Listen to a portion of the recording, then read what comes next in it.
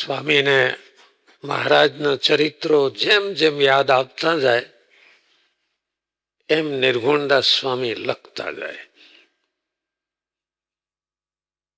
અમદાવાદમાં શ્રીજી મહારાજે એક ઐશ્વર્ય બતાવ્યું. સ્વામીએ એની નોંધ કરી.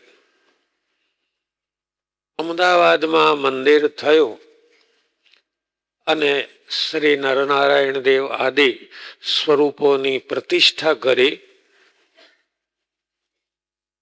અને બધો વિધિ વિધાન પૂરા થયા અને દરવાજા ખોલ્યા. આથમણી દિશાનો દરવાજો, જે અત્યારે મુખ્ય દરવાજો છે મંદિરમાં પ્રવેશનો, પહેલા ત્યાં નાનો દરવાજો, જૂનો દરવાજો હતો.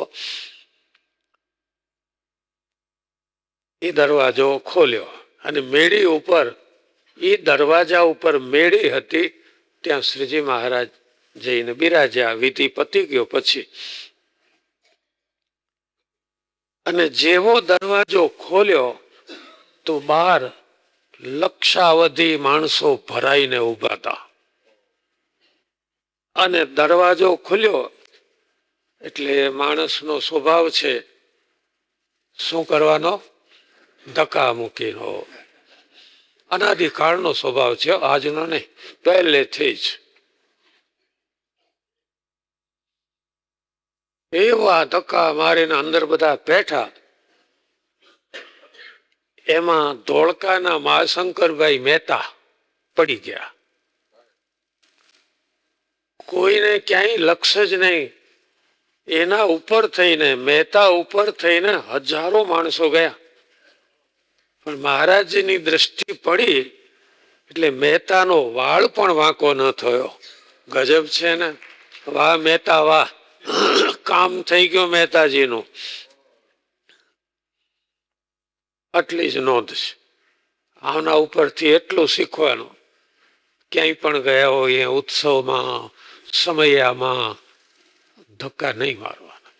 કોઈ વૃદ્ધ હોય, કોઈ વડીલ હોય, કોઈ તકલીફ વાળો, શારીરિક મુશ્કેલી વાળો હોય, એને કેવું, જા ભાઈ આગળ થતો આવ.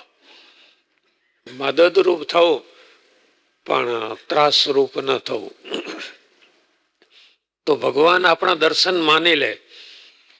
એક હરિભક્ત હતા અમદાવાદમાં, તો અત્યારે તો ધામમાં જતા રહ્યા છે.